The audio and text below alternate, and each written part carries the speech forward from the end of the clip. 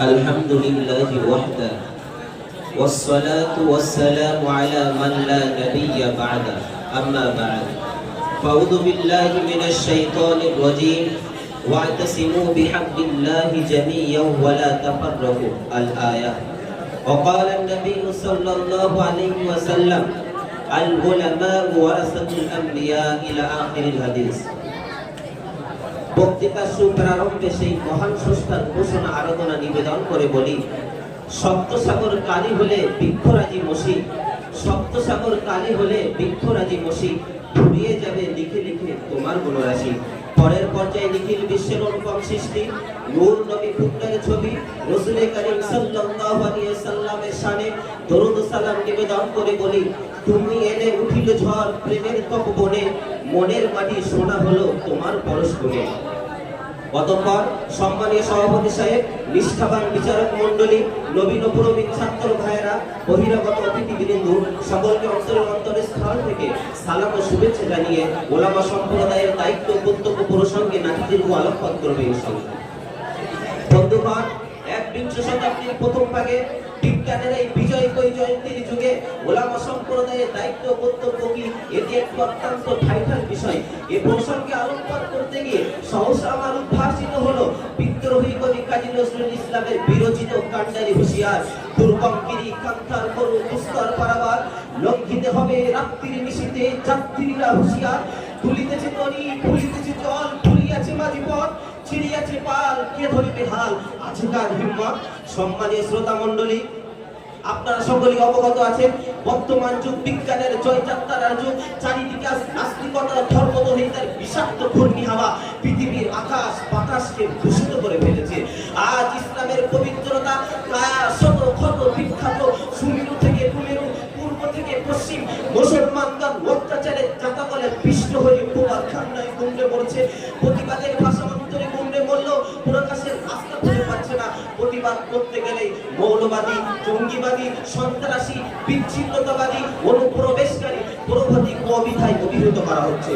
লক্ষ্য করুন, Iraq Afghan Arakan Myanmar Bosnia Chechnya ফিলিস্তিন লেবানন ও সুদান সহ বিশ্বের যে কোনো স্থানে মুসলমান শুধু নির্যাতিত। বর্বর ইসরায়েলের তাণ্ডবে ফিলিস্তিনের পবিত্র ভূমি আজ রক্তে রঞ্জিত। সুদানে মুসলমানের কান্না গুমড়ে ফেলছে পাহাড় থেকে পাহাড়ে বন্দর থেকে বন্দরে। সেখানে ছোট ছোট শিশুদেরকে রাস্তায় ছোট ছোট শিশু মহিলাদেরকে রাস্তায় এনে উলঙ্গ করে ধর্ষণ করছে। শুধু তাই নয়, আমাদের প্রাণের প্রিয় ভারতবর্ষ যে দেশকে স্বাধীন করতে আমাদের পূর্বপুরুষরা বুকের তাজা রক্ত ঝরাতে দ্বিধাবোধ করেনি, সেখানে আজ আমরা নিরাপদে নয়। গুজরাট কাশ্মীর উত্তরপ্রদেশ সহ দেশের বিভিন্ন জায়গায় মুসলমানদেরকে গণহত্যার তাণ্ডব লীলা চলছে। শুধু তাই নয়, রক্তের স্রোত বইছে কাশ্মীরের ঝিলাম নদীতে। আজ ভারতবর্ষের জমিনে মুসলমানের ঘর বাড়ি বুলডোজার দিয়ে ভেঙে চুরমার করে দেওয়া হচ্ছে। মিথ্যে প্রমাণ দেখিয়ে মসজিদ মাদ্রাসাকে মন্দির বানানোর কুপরিকল্পনা চলছে। চারিদিক থেকে শুধু ভেসে আসছে মুসলিমের ফরিয়াদ, জাগো মুসলিম সারা দুনিয়ায় ঘুমিও না আর ঘরে, জালিমের তরে আর কতকাল জীবন দেবে অকতরে। পরিণাম দর্শী শ্রোতা মণ্ডলী, এই উম্মতের সবচেয়ে বড় দুর্বলতা হলো মতভেদ, আত্মবল, অন্তর্দ্বন্দ্ব। আজ মুসলমান একে অপরের বিরুদ্ধে সর্বদাই খড়গহস্ত। ওদিকে ইসলাম ও মুসলমানের শত্রু, বিশেষ করে ইংরেজ সর্বদাই ডিভাইড অ্যান্ড রুল অর্থাৎ ভাগ করো শাসন করো এই হাতিয়ার দ্বারা মুসলিম দেশ ও জাতিকে অতীতেও ছিন্ন বিচ্ছিন্ন করে দিয়েছিল, আজও দিচ্ছে।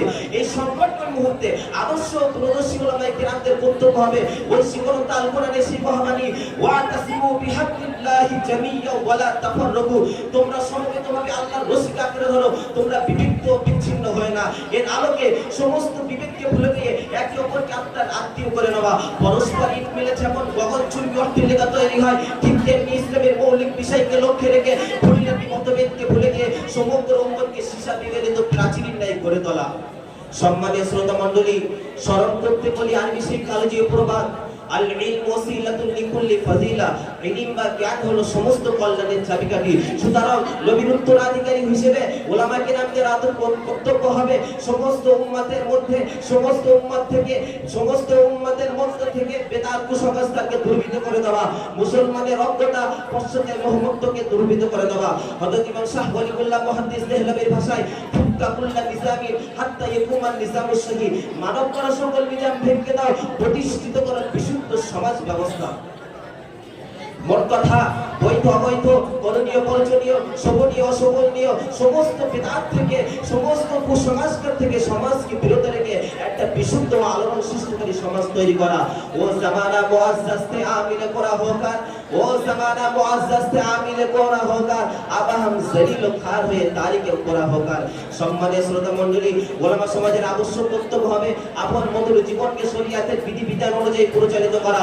কেননা কোনো আলেম আমল ব্যতীত নিজের ইলম ও জ্ঞান থেকে কোনোদিন উপকার অর্জন করতে পারবে না এবং বিশ্ব সমাজ উপকৃত হতে পারবে না।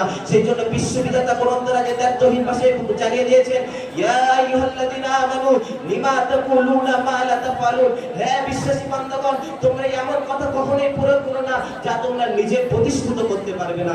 পরিশেষে বলতে চাই, নবীগণ যেমন সর্বশ্রেণী মানব সম্প্রদায়ের জন্য চাইছে ধর্মনীতি, শিক্ষানীতি, সমাজনীতি, চাকরনীতি, বিচারনীতি, রাষ্ট্রনীতি, যোদ্ধানীতি, সর্বসময়ের জন্য তাদেরকে সঠিক নির্দেশ দিয়েছেন। ওলামা সম্প্রদায়কে নবীদের উত্তরাধিকারী হওয়ার কারণে সেই সমস্ত দায়িত্ব কর্তব্য সম্পূর্ণরূপে সম্পাদন করা এবং আল্লাহর সন্তুষ্টির দিকে লক্ষ্য রেখে বিলাসী আত্মকেন্দ্রিক জীবনকে ত্যাগ করে সর্বদাই চন্দ্র, সূর্য, গ্রহ, নক্ষত্র, তারার মতন নিরন্তর জ্ঞানের আলো প্রজ্বলিত করা। কেননা আলোর বৈশিষ্ট্যই হলো আলো প্রজ্বলিত হলে অন্ধকার অটোমেটিক ভাবে পালায়ন করে। ভেঙ্গে ফেলো আজ খাকের মমতা আকাশে উঠেছে চাঁদ, ভেঙ্গে ফেলো আজ খাকের মমতা আকাশে উঠেছে চাঁদ, দরিয়ার বুকে দামাল জোয়ার ভাঙছে বালুর বাঁধ, ছিঁড়ে ফেলো আজ আয়েশ রাতের মকমাল অবসাদ, নতুন পানিতে হাল খুলে দাও হে মাঝি সিংহবাদ। ওয়া মা তৌফিক ইল্লা